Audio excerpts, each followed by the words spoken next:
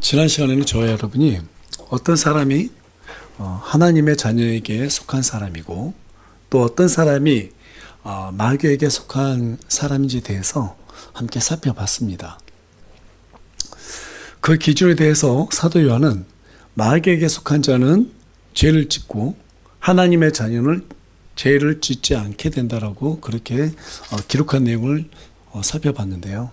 이 말은 구원받은 사람은 절대로 죄를 짓지 않게 된다 이런 뜻이 아니라 깨끗한 옷을 입은 사람이 진흙탕에 빠지는 것을 꺼려하는 것처럼 하나님의 자녀는 습관적으로 혹은 고의적으로 죄를 짓지 않게 된다라는 그런 뜻이라고 여러분들께 말씀을 드렸습니다. 사도 요한이 이렇게까지 하나님의 자녀와 마귀의 자녀를 구분하려고 했던 것은 당시 영지주의라고 하는 이 거짓된 이단 교리가 독보사처럼 교회들로 퍼져갔고 그것으로 인해서 고의적으로 육신의 정욕을 합리화시키며 죄를 짓는 사람들, 그러한 사람들이 늘어나고 있었기 때문입니다. 그 일이 얼마나 초대교회 가운데서 심각했던지 사도 바울은 갈라디아에서 1장 6절을 통해서 이렇게 말했습니다. 그리스도의 은혜 안으로 너희를 부르신 분을 너희가 이렇게 속히 떠나 다른 복음으로 옮겨가는 것을 내가 이상히 여겨노라. 네. 그리스도의 은혜 안으로 너희를 부르시는 분을 너희가 이렇게 속히 떠나서 다른 복음으로 옮겨갔다라는 거예요. 자, 이 말은 무슨 말이죠? 구원받은 사람이라는 거죠. 그렇죠?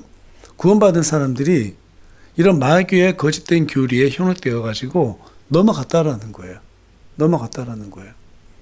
그러니까 저와 여러분이 비록 구원은 받았다 하더라도 자칫 잘못하면 이런 마귀의 교리에 넘어갈 수 있다 없다? 넘어갈 수 있다라는 거예요. 자, 그런데 여러분들께 지난 시간에 설명드렸다시피 영지주의라고 하는 것은 두 가지 교리를 주축으로 설명했다고 말씀드렸습니다.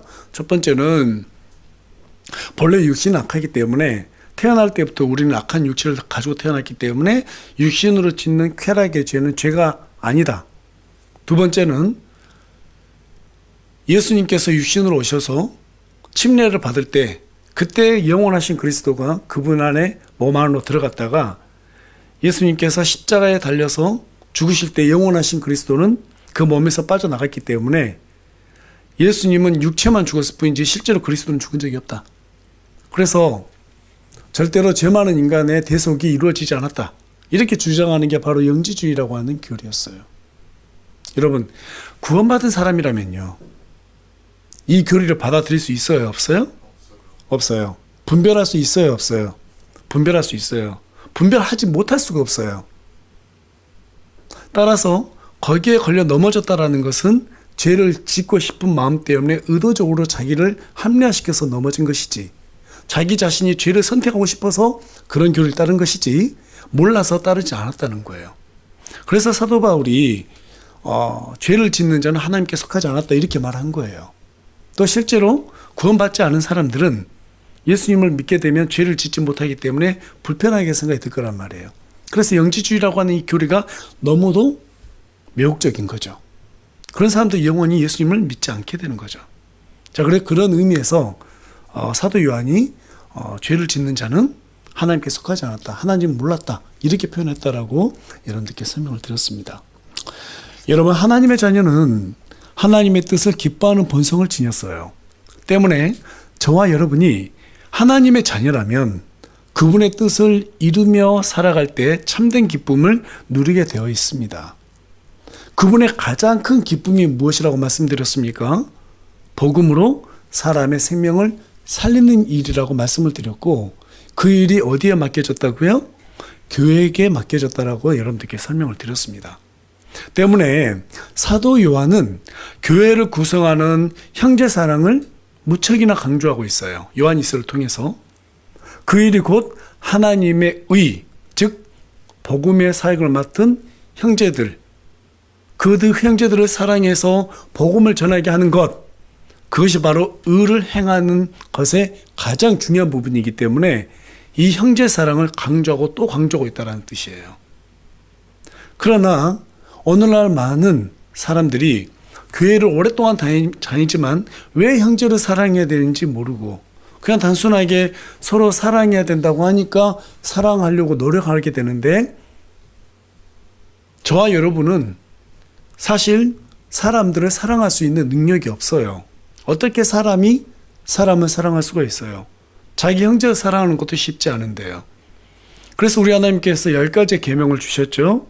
1계명부터 4개의 계명까지는 하나님 사랑이고 5계명부터 마지막까지는 이웃 사랑이었어요. 순서대로 보면은 하나님을 사랑해야지 이웃을 사랑할 수 있다라는 뜻이에요. 저와 여러분이 정말 복음을 사랑하고 하나님의 뜻을 이루겠다고 마음에 작정을 했다라면 하나님께서 사랑하라고 했기 때문에 우리는 형제를 사랑해야 될 의무를 가졌다는 사실을 잊지 말아야 합니다. 그래서 사랑은 언제나 오래 참고 견딘다고 그 고린도전서 13장 통해서 우리에게 말해주고 있어요. 다시 말해서 사랑이라고 하는 것은 우리 힘으로 하는 것이 아니라 하나님께서 명령으로 주셨기 때문에 그래서 사랑해야 되는데 그 목적이 뭐라고요? 바로 복음으로 사람들의 생명을 살리기 위해서라는 거예요. 하지만 마귀에 속한 사람은 자신들의 뜻을 하나님의 뜻보다 우선시하는 그런 우상을 섬기고 있기 때문에 형제 사랑에 관심이 있을까요? 없을까요? 관심이 없습니다. 사도 요한은 왜 형제를 사랑하지 않는 것이 마귀에게 속한 것인지 좀 더 자세하게 표현하기 위해서 오늘 본문에 가서 보니까 가인을 예로 들어서 설명하게 되는데요. 그 이유는 하나님을 아는 것과 하나님을 믿는 것은 완전히 다른 영역이기 때문입니다. 그래서 오늘은 새로운 본성에 속한 자의 증거라는 주제로 저와 여러분이 말씀을 나누기를 원합니다. 정말 저와 여러분이 새로운 본성, 하나님의 영에 속한 사람이라면, 구원을 받은 사람이라면 거기에 따른 증거가 드러나는데 그 증거가 바로 형제 사랑이라고 오늘 본문이 우리에게 말해주고 있거든요. 그래서 저와 여러분이 오늘 말씀을 나눌 때 형제 사랑하는 것이 왜 중요한지, 그 형제를 사랑하지 않는 것이 바로 그 새로운 본성에 속하지 않는 것이 원인이 되는 그 이유가 무엇인지 이 부분에 대해서 자세하게 알고 영들을 분별하는 능력을 소유하게 됨으로써 정말 하나님을 더욱더 사랑하는 만큼 형제를 사랑하게 되는 그런 귀한 시간이 되기를 간절히 소망합니다. 네. 아담 이후 인류는 누구나 마귀의 자녀로 태어났습니다. 그래서 태어날 때부터 죄인의 본성을 타고나지만 예수님을 믿고 구원을 받으면 성령 하나님께서 우리의 몸을 성전으로 삼으시기 때문에 그때부터는 새로운 본성을 지니게 됩니다. 맞습니까? 그러나 겉으로는 그 사람이 구원을 받은 사람인지 구원을 받지 못한 사람인지 우리가 분별할 수 있어요, 없어요? 겉으로 봐서는 몰라요. 또 오직 말을 잘합니까? 구원받지 않은 사람이 성경 지식이 있어봐요. 진짜 분별하기 어렵습니다. 마치 암탉이 알을 품으면 생명이 있는 유전란은 병아리로 부화되지만 생명이 없는 무전란은 어떻게 돼요? 썩어버리고 말죠. 같은 사람이라도 생명이 있는 사람과 생명이 없는 사람으로 구분이 되는데 구원받은 사람인지 아닌지 그것은 시간이 지나보면서 함께 겪어봐야지 알게 되는 거예요. 그게 바로 형제 사랑으로 드러난다라고 사도 요한은 우리에게 말해주고 있는데요. 자, 생명이 없는 사람, 그런 사람은 형제를 사랑할 수 없겠죠. 생명이 없는 사람에 대해서 조나단 에드워즈 목사님은 이렇게 말했습니다. 걸어다니는 시체. 살아있긴 한데 그 안에 생명이 없어요. 무정란이에요. 그래서 주님이 오시는 그날에는 영원한 생명이 드러나지 않기 때문에 부활할 수 있다 없다?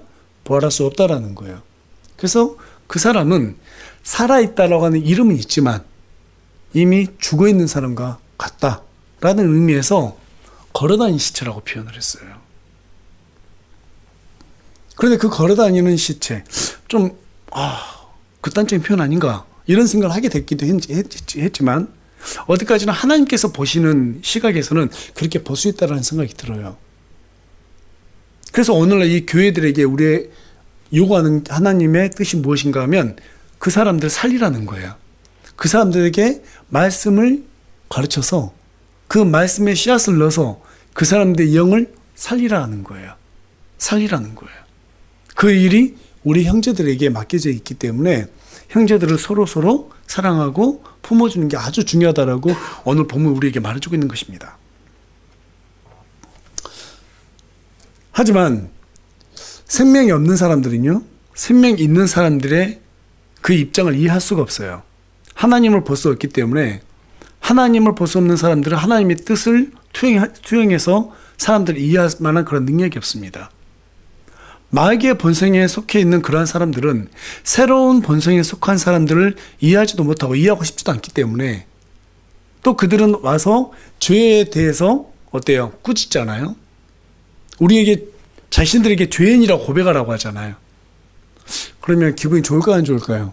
안 좋아요. 사람들이 가장 싫어하는 것은 불편한 거예요. 불편한 걸 되게 싫어합니다. 불편하기 때문에 어떻게 할까요? 믿는 사람들을 미워하게 되어 있어요. 그와 같은 구도를 오늘 본문에 기록된 가인과 아벨은 물론이고 성경에 가서 자세히 보니까 너무너무 많은 예시들이 있어요. 뭐 이를테면은 아브라함의 두 아들이죠. 이스마엘과 이삭. 또 이삭의 두 아들 에서와 야곱. 또 이집트의 파라오와 하나님께서 보내신 모세. 그뿐만 아니라 다윗과 골리앗, 다윗과 사울, 예수님과 바리새인, 예수님과 가룟유다. 이런 영적인 대결 구도가 성경 곳곳에 기록이 되어 있어요. 그래서 성경은 실제적으로 영적인 대결을 보여주고 있는 그런 책이라고 말할 수 있습니다. 이 영적인 대결은 문제는 지금 이 시간에도 계속해서 지속되고 있다는 것인데요. 그 전투 장소는 아이러니하게도 마귀가 다스리고 있는 세상이 아닙니다. 여러분, 마귀는 이미 심판이 확정된 상태입니다. 맞죠? 이미 심판이 확정됐어요.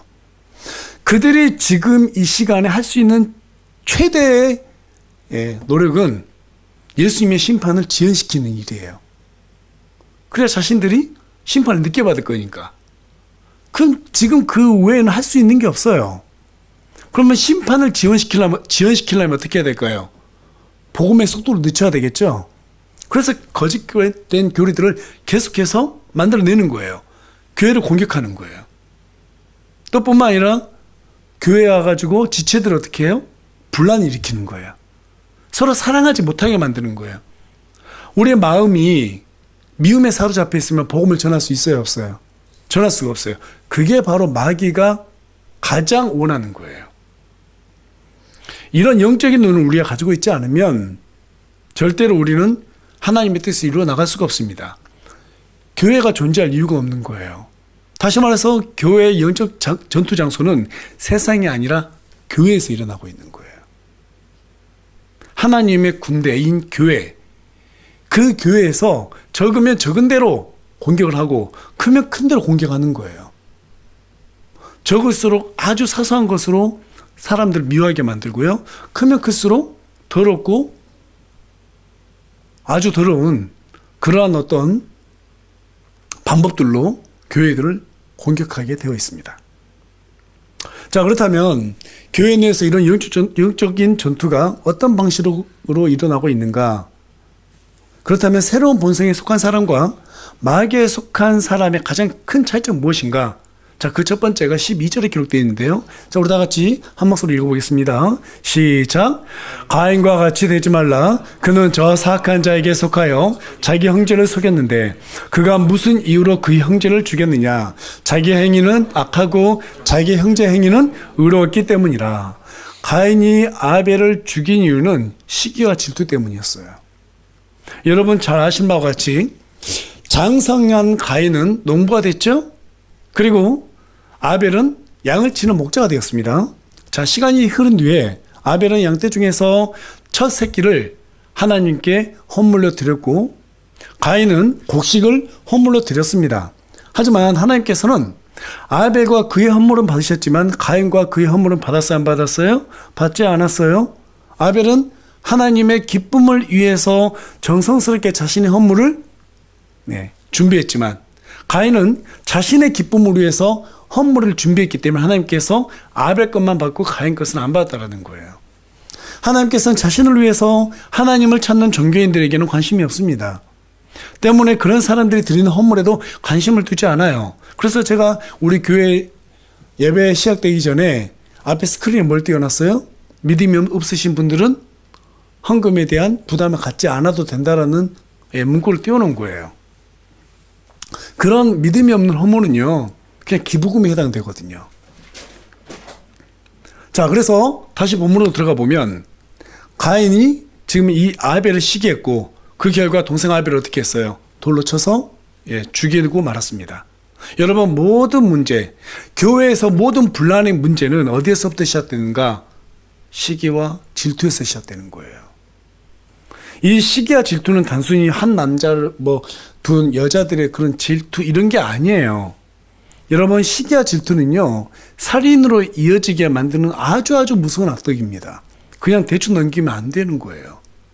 가인뿐만 아니라 성경 보게 되면 요셉도 시기와 질투 때문에 형들에게 죽임을 당할 뻔했죠. 다윗도 백성들을 향한 시기와 질투 때문에 사울 왕에게 죽임을 당할 뻔했습니다. 바리새인들도 예수님의 지혜와 능력을 시기한 나머지 그분을 십자가에 못 박아 죽이고 말았어요. 그래서 야고보서 3장 16절은 시기와 다툼이 있는 곳, 거기에는 혼란과 모든 악한 일이 있느니라, 이렇게 말하고 있습니다. 시기와 다툼이 있는 곳에 뭐가 있다고요? 혼란이 있다고요. 모든 악한 일이 있다고 말하고 있어요. 시기와 질투의 씨앗은 자신을 높이고자 하는 그런 마음에서부터 비롯이 됩니다. 때문에 시기와 질투가 많은 사람들은 교회에서 인정받지 못하면은요, 자기가 인정받기 위해서 옆에 있는 형제들을 미워하고 어떻게든 모함하는 그러한 분란을 만들어낸다는 거예요. 자, 어떤 식으로 분란을 만들어낼까요? 놀랍게도 성경은 이 부분까지 또 자세하게 기록해 놓고 있는데요. 자, 우리 다 같이 요한 3서 1장 9절에서 10절 말씀 우리 다 같이 한 목소리 읽겠습니다. 시작. 내가 교회에 있었지만 그들 가운데서 으뜸이 되기를 좋아하는 디오드레베가 우리를 받아들이지 아니하니 그러므로 내가 가면 그가 행하는 행위들을 기억하리라. 그가 악한 말들로 우리를 헐뜯고도 그것으로 만족하지 아니하며 자신도 형제들을 받아들이지 아니하고 받아들이려 하는 자들도 금하여 그들을 교회에서 내쫓는도다. 마귀의 번성에 속한 사람들은요, 하나님께서 이 교회를 통해서 어떤 일을 행하실지 여기에 관심이 전혀 없어요. 그냥 오로지 내가 이 교회에서 인정받는 게 중요한 거예요. 으뜸이 되는 게 중요한 거예요. 그래서 지체들을 헐뜯어요. 심지어는 어떻게 해요? 내쫓는다고 말하고 있어요.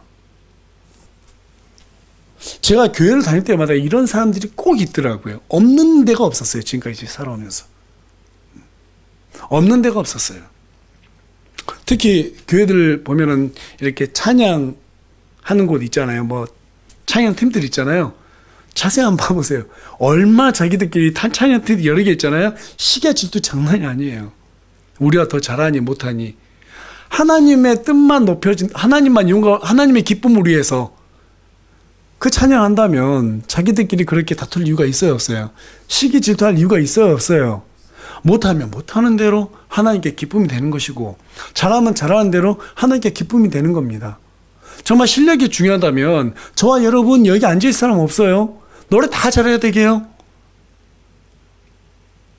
노래 못하시네요? 죄송하지만 노래 부르지 마세요. 이럴 수는 없는 거 아니에요, 그렇죠? 하나님께서 우리에게 입을 주셨고 우리에게 찬양하도록 해주셨습니다. 이 세상에서 유일하게 인간만 찬양할 수 있어요?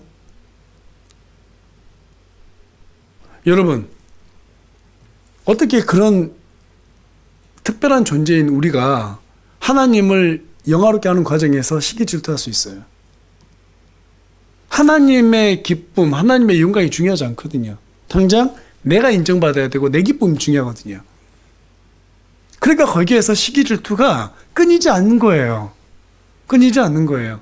그리고 그것을 교묘하게 감춰야 되거든요. 그렇죠? 그럼 어떻게 할까요? 헌금 이렇게 딱 특별할 때 하고 자기가 믿음 있는 것처럼 포장하고 말이에요. 기도도 가짜로 해요. 교회 와가지고. 새벽기도 안 빠집니다. 그런 사람들. 그 정도는 돼야지 그렇게 세워주니까. 그들의 모든 열정은 어디에서 나와요? 자기를 높이기 위해서. 자기를 높이기 위한 그 욕구, 그 충족을 위해서 그 사람들은 행동해요. 그건 신앙의 열심이 아닙니다. 자기 열심이에요. 교만의 에너지를 가지고 그렇게 움직이는 거예요. 그런데 겸손한 사람들은요, 남이 인정해 주든 안 해주든 내가 지금 하고 있는 것이 하나님의 기쁨이라고 그러면 옆에 사람들 보지 않아요. 의식하지 않아요. 누가 뭐라 해도 열심히 하나님 섬깁니다. 제가 결혼하기 전에 다녔던 교회였는데요. 정말 좋아하는 권사님 한 분 계셨어요. 저는 그 권사님이 지금의 저보다 훨씬 훌륭하다고 생각해요. 아침에 8시만 되면 교회에 오셔요. 그리고 점심 식사를 혼자 다 준비하세요. 근데 그분이요, 경제적으로 여유가 없냐? 아니요, 여유도 많고요. 세상적으로도 괜찮아요. 그런데 너무너무 겸손하세요. 한 번도 자기 자신을 드러내본 적이 없어요. 그런데 어느 날 어떤 다른 교회에서 장로 하셨다가 그 교회로 오셨거든요. 제가 결혼하기 전에 다녔던 교회로. 근데 거기에서도 이제 목사님이 장로로 그냥 그렇게 임명해 주셨어요. 그런데 그 권사님이 워낙 열심히 일하다 보니까 인정을 많이 받는 거예요. 많은 사람들이 너무너무 좋아하는 거예요. 근데 권사님은 정작 드러내질 않아요. 항상 드러난 자리에 없어요. 그런데 새로운 그 장로는 항상 자기를 통하지 않고는 어떤 일이든 목사님한테 못 가게 만들어요. 항상 자기를 높이려고 그래요. 기도할 때도 이렇게 기도해요. 성경을 다 끌어안고 이렇게 기도해요. 대표 기도하는데. 정말요. 그 모습 보면서 되게 위선적이다 이런 생각을 했는데 역시나 나중에 어떻게 해서 교회에서 그분이 나가게 됐는데 어떤 일을 하고 나갔는가. 그 권사님 여자분이잖아요. 주먹질과 발질로 폭력을 가했어요. 너 때문에 내가 인정 못 받는다고. 저는 그런 사람들이 100% 구원받지 못했다고 평가합니다. 그런 사람들이야말로 마귀의 본성에 속한 사람들이에요. 목사님한테 잘해주니까 목사님은 좋아했거든요. 근데 알 사람들은 알고 있었어요. 되게 위선적이다. 정말 이런 사람들까지도 제가 봤는데요. 수위 정도에 따라 문제일 뿐이지 실질적으로 자기를 높이기 위해서 시기와 질투하는 사람들 정말 많고요. 심지어는 한 사람 한 사람씩 돌아가면서 사람들 쫓겨내는 사람들도 참 많이 봤습니다. 이전교에서는 아주 그냥 팀을 짜가지고 쫓겨내더라고요. 한 사람씩. 자, 그렇다면 여러분, 성경에서는 이런 사람들에 대해서 뭐라고 말할까요? 우리 다 같이 본문 15절 말씀 한 목소리 읽겠습니다. 시작. 누구든지 자기 형제를 미워하는 자는 살인자니 어떤 살인자 속에도 영원한 생명에 거하지 아니하는 줄 너희가 아느니라. 누구든지 자기 형제를 미워하는 자는 어떤 사람이라고 말하고 있어요? 살인자라고 말하고 있어요.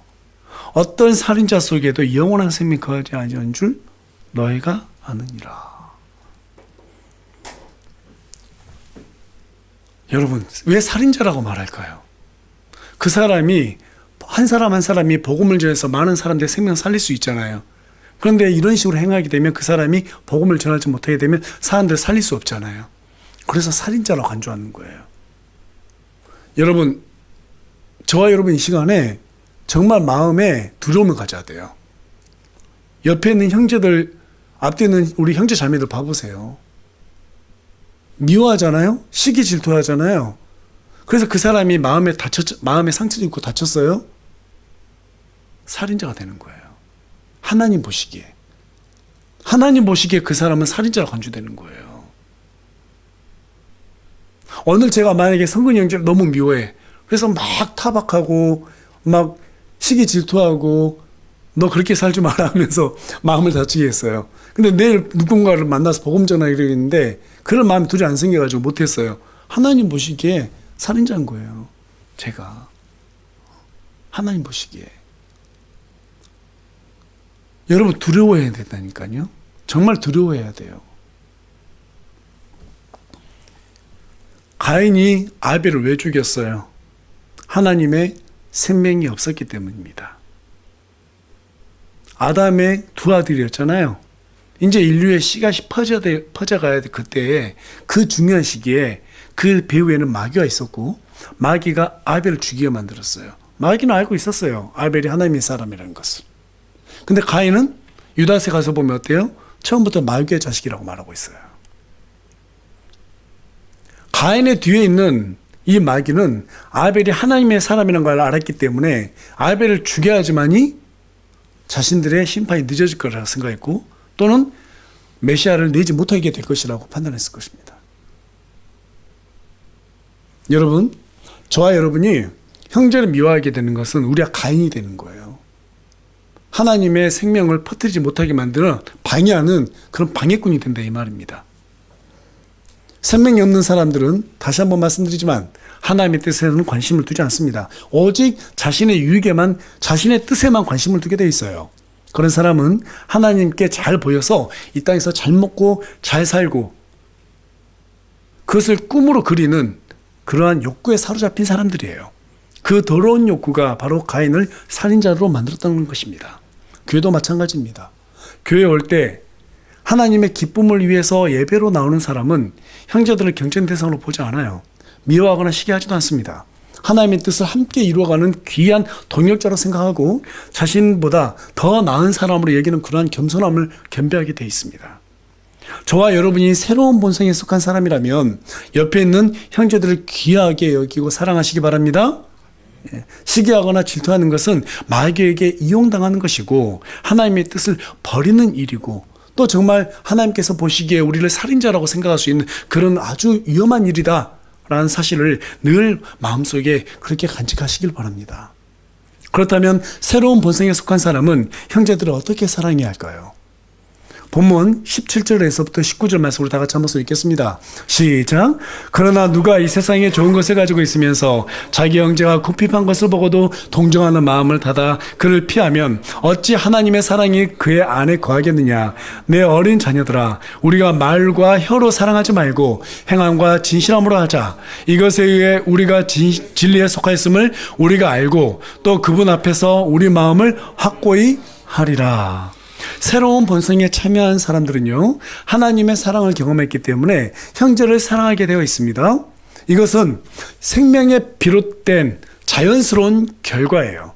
때문에 하나님의 뜻을 알고 그분을 사랑하는 사람은 복음의 소명을 맡은 지체들이 귀하게 여기기 때문에 그들이 정말 그들의 어떤 궁핍한 사정, 어려운 사정, 이런 것들을 살피고 관심을 가지고 도움을 주게 돼 있다는 거예요. 저는 교회에서 가장 귀하게 여긴 사람이 어떤 사람이냐면 정말 하나님을 사랑하는 사람이고 하나님을 위해서 최선을 다한 사람인데, 특별히 그 중에서 지체들에게 관심을 많이 두는 사람들이에요. 여러분, 목사는요 지체들에게 관심을 안 가지면 안 되는 사람이잖아요. 근데 때로는 제가 못하는 경우도 있습니다. 근데 자꾸 어떻게 사는지 관심을 갖고 또 연락도 하고 만나고 교제하고, 그게 또 저를 도와주는 거거든요. 어떤 사람은 한 번도 연락을 안 해요. 관심이 없어요. 의심이 돼요. 정말 교회 사랑하나? 저는 어렸을 때부터 많은 목사님들 옆에서 이렇게 성장해 왔습니다. 목회를 보면서. 개인적으로는 저한테는 큰 은혜이기도 한데요. 그래서 목사님들의 마음을 참 잘 이해를 해요. 그래서 막상 목회를 해보니까 그 마음이 이 마음이었지, 이런 생각이 들더라고요. 근데 저는 저한테 잘해준 것보다 지체들한테 잘하는 사람이 참 좋아요. 지체들에게. 그러니까 저한테 막 좋은 선물 안 사줘도 돼요. 그 돈 갖고 지체들한테 맛있는 거 사주는 사람이 더 좋아요. 그리고 그 지체들과 이렇게 하나가 되게 하고, 저는 그런 사람들이 참 좋아요. 어떻게 하면 지체들에게 힘과 용기가 되어줄까? 연구하는 사람. 전 그 사람이 제일 좋아요. 정말 좋아요. 저는 또 그런 사람들 존경합니다. 저보다 나이가 한참 어려도, 고등학생이어도 저는 그 사람을 존경해요. 하나님께서 그걸 우리에게 요구하고 있잖아요. 그렇죠? 형제 사랑하는 거. 그런 사람만큼 귀한 사람이 어디 있습니까? 여러분, 어떤 조직을 가보세요. 큰 회사든 작은 회사든 실제적으로 그 조직을 운영해 나가는 사람은요, 전체 3%밖에 안 됩니다. 맞죠? 3%밖에 안 돼요. 그런데 우리 교회가 전체가 다 그렇게 행동한다면 얼마나 좋겠어요. 얼마나 좋겠어요. 그렇게 하면 정말 교회가 하나님께서 원하시는 행복한 교회가 되리라고 생각이 됩니다. 그러려면 어떻게 해야 될까요? 궁핍한 사람이 있으면 우리가 도와주자는 거예요. 말과 혀로만 사랑하지 말고, 그런 말 누가 못합니까? 다 하죠. 행함과 진실함으로 하자라고 말하고 있어요. 행함과 진실함으로 하자. 누가 아프면 좀 찾아가 보고, 또 아프면 병원비 얼마 나는지 좀 살펴보고 봐주고, 그렇죠? 형편이 어려우면 얼마나 어려울까? 얼마나 몸이 아프면 힘들까? 이런 생각 좀 해주고 말이에요. 그런 사람들이 바로 성경은 우리에게 새로운 본성에 참여하는 사람들의 의무라고 말해주고 있습니다. 여러분 그렇게 하실 거죠? 어째 아멘이 좋습니다. 예, 그렇게 하실 거죠? 예. 사도 야고보는 또한 이런 행위가 우리에게 믿음의 사람이라는 증거가 될 수 있다고 말해주고 있는데요. 그런 의미에서 우리 다 같이 야고보서 2장 15절에서부터 17절까지 다 같이 한 목소리 읽겠습니다. 시작. 만일 형제나 자매가 헐벗고 일용할 양식이 없는데 너희 중에 누가 그들에게 이르되 평안히 떠나라, 너희는 따뜻하게 하고 배부르게 하라 하고는 몸에 필요한 그것들을 너희가 그들에게 주지 아니하면 그것이 무슨 유익을 주겠느냐. 이와 같이 믿음도 행위가 없으면 그것만으로는 죽는 것이라. 여러분 우리가 17절 말씀 참 많이 들었죠. 믿음의 행위가 없으면 그것으로 죽은 것이다. 그런데요, 여기에서 말하는 이 행위는요, 형제의 사랑에 대한 전제 조건을 달고 있다는 거 여러분들 꼭 이해하시기 바랍니다. 형제 사랑이에요. 그게 없으면 죽은 믿음이라는 거예요. 그게 없으면 죽은 믿음이라는 거예요. 아무리 교회 와서 뭐 봉사하고요, 아무리 교회 와서 뭐 여러 가지 일들을 하고 목사님 잘 섬기고, 예, 다 좋아요. 그것도 해야 됩니다. 그런데 그것보다도 형제 사랑하는 마음이 없으면 그 사람의 믿음은 헛것이라는 거예요. 여러분 성경 봐보세요. 전부 다 형제 사랑에 대한 얘기를 정말 많이 해요. 그게 없으면 너희들 새로운 본성에 속한 사람인지 스스로 확인해봐. 너희들 그런 행위가 없는데 교회만 열심히 한다 해서 너희들 높이고 있는데 너 교만한 자 아닌지 한번 살펴봐. 하나님 보시기에는 너희들 어떤 일하는 것보다 형제 사랑하는 게 더 중요해 라고 우리에게 말해주고 있는 거예요. 그것부터 하라는 거예요. 그것부터. 왜? 사람들을 살리는 일들이 우리 교회를 구성하고 있는 각 형제들 자매들에게 맡겨져 있기 때문입니다. 시종일관 하나님께서는 성경을 통해서 우리에게 복음 얘기를 하고 있는 거예요. 끝까지 살리는 일이라는 거예요. 사람 살리는 만큼 중요한 게 없으니까. 맞습니까? 예.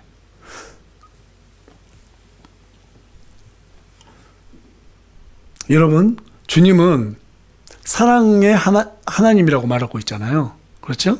사랑의 하나님. 왜 이것을 강조하냐면 사람을 살리는 게 바로 우리 주 예수 그리스도의 사랑이었기 때문에 그래요. 우리가 예수님을 사랑하게 되면 그 사랑을 빛을 받아요. 그 사랑이 빛을 받아요. 햇빛이 차가운 얼음을 만나면 얼음이 녹아내려가잖아요. 그것처럼 형제에 대한 사랑은 차가운 마음을 따뜻하게 녹이는 힘이 되어줍니다. 여러분 지난 6,000년이라는 인류의 역사를 고려해 볼 때 저와 여러분이 같은 나라에서 동시대를 살아갈 수 있는 이 확률이 얼마나 될까요? 거기에다가 하나님을 한 교회에서 함께 섬기고 있어요. 이것이 단순한 우연에 의해서 이렇게 되었을까요? 하나님의 계획 속에서 이루어진 것이 아니라면 절대로 우리가 이렇게 만날 수가 없어요. 어깨만 스쳐도 인연이라고 하잖아요. 그런데 위대하신 하나님의 뜻을 가지고 있는 저와 여러분이 한 교회에서 만났어요. 이것만큼 더 큰 인연이라는 것은 없는 거예요. 그래서 우리가 사랑해야 할 충분한 이유가 있는 겁니다. 동의하십니까? 자, 그렇다면 옆 사람 보면서 좀 이런 얘기를 했으면 좋겠습니다. 뒷사람도 보면서요. 아주 귀한 인연입니다. 자, 이렇게 한번 얘기를 해보시죠. 예. 자, 시작.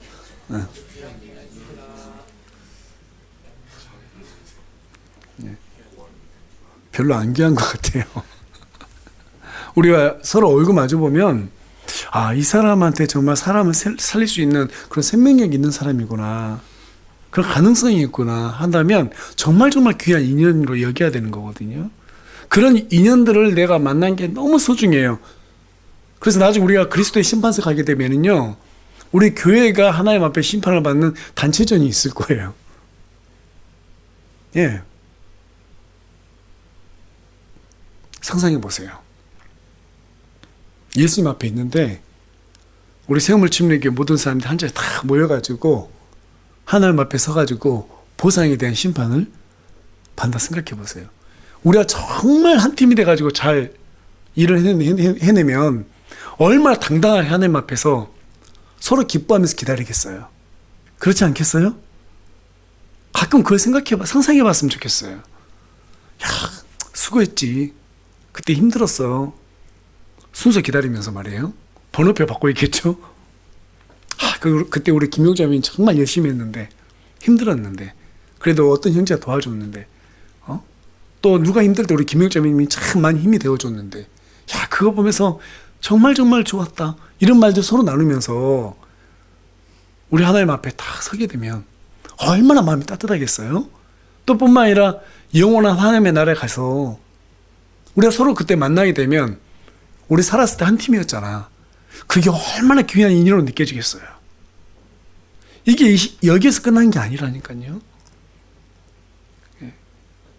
하늘의 왕국에서도 우리가 그런 일들을 경험하게 될 거예요.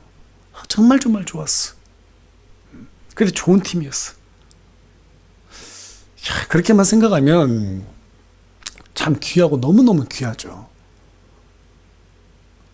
그러한 것들을 상상하면서 우리가 서로 잘 생겼으면 좋겠습니다. 예.